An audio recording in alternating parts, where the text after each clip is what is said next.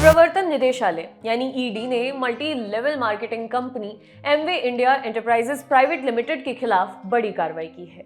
Agency ने company की लगभग 757.8 करोड़ रुपए की संपत्ति को जब्त किया है। ईडी ने आरोप लगाया है कि कंपनी मनी लॉन्ड्रिंग कर रही थी।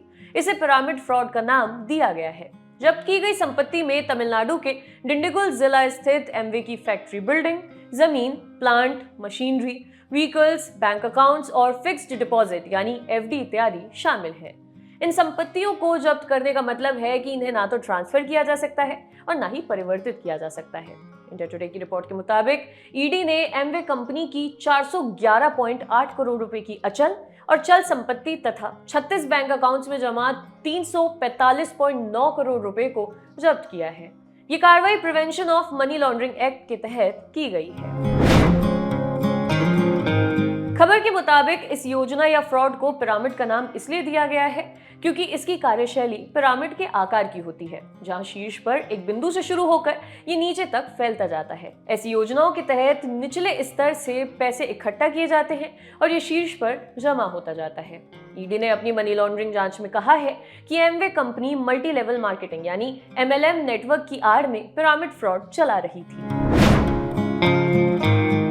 ऐसा बिजनेस या व्यवसाय जहां अपने परिवार और दोस्तों को कोई उत्पाद बेचकर अन्य लोगों को भी ऐसा करने के लिए प्रोत्साहित करना या फिर इस कार्य में एक को दूसरे से और दूसरे को तीसरे से जोड़ने के काम को मल्टी लेवल मार्केटिंग या डायरेक्ट मार्केटिंग बिजनेस कहा जाता है।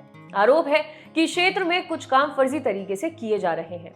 एमवे पर आरोप है कि उनका पूरा बिजनेस प्लान इस प्रचार पर ही केंद्रित था कि किस तरह लोग उनके सदस्य बनकर अमीर हो सकते हैं। इस एमएलएम पिरामिड का धोखाधड़ी को छिपाने के लिए उत्पादों का सहारा लिया जाता था। इसमें यह पाया गया कि कंपनी द्वारा पेश किए जाने वाले अधिकांश उत्पादों की कीमतें खुले बाजार में उपलब्ध प्रतिष्ठित निर्माताओं के उत्पादों की तुलना में अत्यधिक है। इससे यह भी पता चला है कि इस कंपनी में जो लोग जुड़ रहे थे वे अपनी जरूरतों के लिए उत्पाद नहीं खरीद रहे थे, बल्कि सदस्य बनकर अमीर बनने के ख्वाब में उन्हें ऐसा करना पड़ता था। इससे होता यह था कि उन उत्पादों की बिक्री पर कंपनी के प्रमुख सदस्यों को बेतहाशा कमीशन मिल रहा था, जबकि वही उत्पाद मार्केट में सस्ते दामों पर बिक रहे थे। इसके कारण कुछ लोग काफी अमीर होते चले गए। रिपोर्ट के मुताबिक कंपनी को इस बिजनेस में 2002-03 से 2021 और 22 के बीच 27,562 करोड़ रुपए की आय प्राप्त हुई थी, जिसमें से कंपनी ने भारत और अमेरिका में अपने डिस्ट्रीब्यूटर्स और सदस्यों को 7,588 रुपए का कमीशन दिया था। मामले में कार्रवाई करने वाली ईडी ने अपने बयान में कहा है, ब्रिट वर्ल्डवाइड इंडिया प्राइवेट लिमिटेड और नेटवर्क 21 प्राइवेट लिमिटेड ने भी एमवे की पिरामिड योजना को बढ़ावा देने में प्रमुख भूमिका निभाई है। प्रोमोटर्स ने मेगा सम्मेलन आयोजित किए, भव्य जीवन शैली का प्रदर्शन किया और भोले भाले निवेशकों को लुभाने के लिए सोशल मीडिया का इस्तेमाल किया।